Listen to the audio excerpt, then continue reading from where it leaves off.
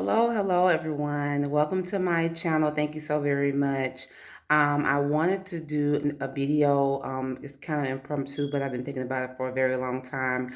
I really wanted to do a video about healing and what it means to go within. I myself have watched a lot of YouTube videos. I've saw a lot of readings, and I, of course, have had a lot of readings that said, right now you need to heal. Right now you need to go within. And so I've had to do, at first I thought, like I think most people might think, when someone says I need to heal, that means I just gotta wait for whatever it is that I want right now, because I can't have it because I'm healing. So if, say for instance, a relationship, it's like, no, you really need to focus on healing right now. And I'm like, now I gotta wait to find a boyfriend. And in fact, that's not the case. When it comes to healing, you can't say, oh, I'm just gonna, wait, because there's a saying that a lot of people say, um, time heals all wounds, I believe, something like that. And that's not the case. What about a shotgun wound?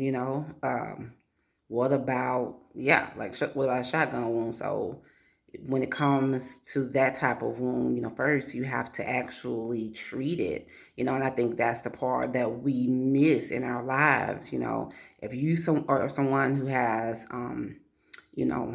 been abandoned in your life, if you're someone that has been physically attacked, you've been beat up, you've been sexually assaulted in some type of way, any type of, something that is really painful for you, you can't just say, oh, I'm going to let time go by and heal this. No, you have to actually treat it. So that's what the healing process is. And that's what going within is basically, is treating your wounds so that you can heal them with time, actually. So I wanted to do, just a part one on the healing process. I want to make a few videos about it and just kind of break it up so that these videos won't be so long. But number one, I believe in the healing process is to go within and actually identify what it is that's causing you pain.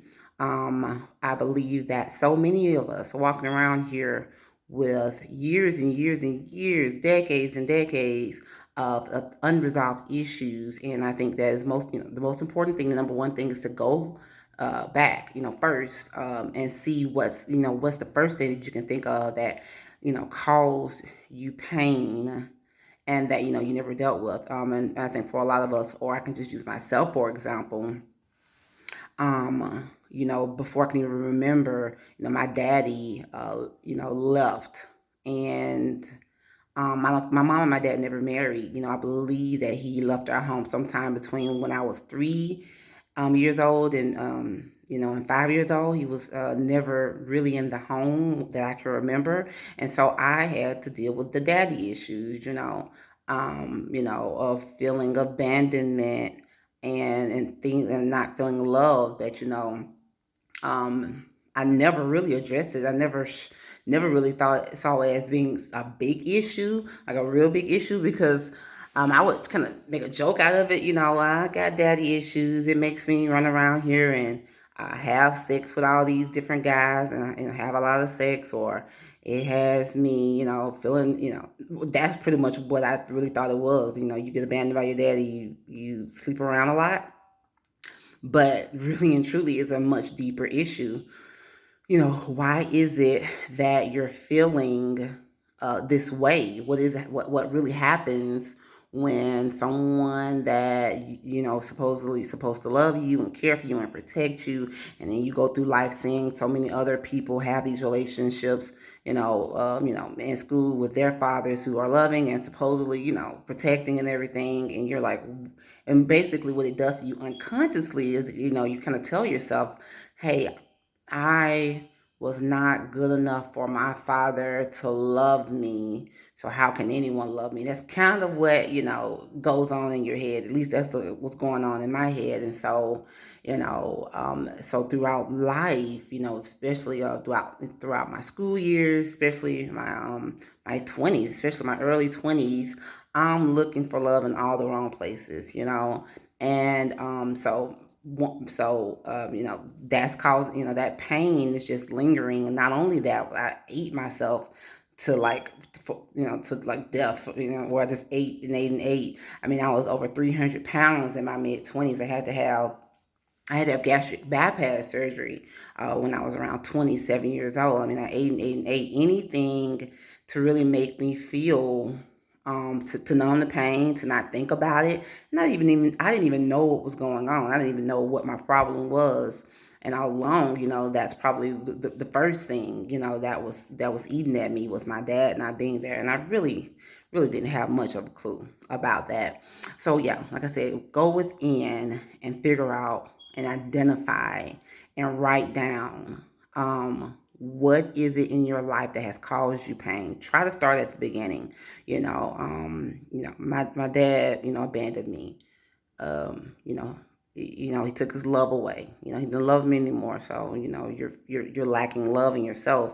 Then the next person that hurt me was probably myself. It's probably other things, but the next thing I can think of is myself. I hurt myself by allowing men to just treat me any type of way.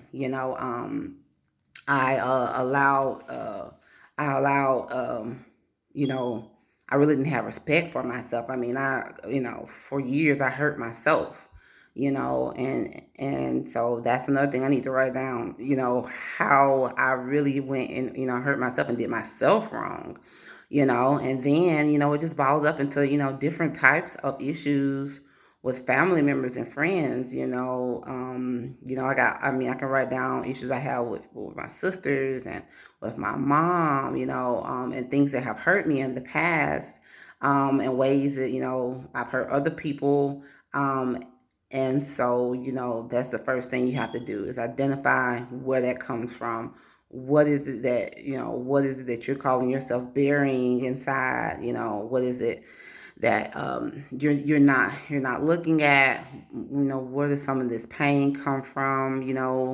I actually feel, I actually also had a ex who me and him became really good friends after we broke up, but he ended up committing suicide.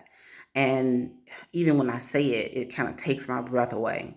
So I believe that's another way that you can identify things that are emotional triggers for yourself. If there are any situations where you look back on the situation and you can easily cry, get choked up or emotional when you're talking to yourself or talking to someone else about it, if there are any issues like that where you can just cry at the hat or get really emotional, or cry at the drop of a hat and get really emotional about it, more than likely that is something that is unresolved. That's an unresolved issue that definitely needs to be healed so that you can move forward in your life. And so that's definitely something that you need to write down as well. We're identifying everything: one, two, three, four, five, six, seven, eight, nine, 10, however many it is. Write them down and identify them so that we can know, what it is that we need to address. So I just wanted to first, make a video about that first step, identify what issues we might have, also most definitely to keep your strength up, to keep yourself at peace. Going within, means to meditate as well.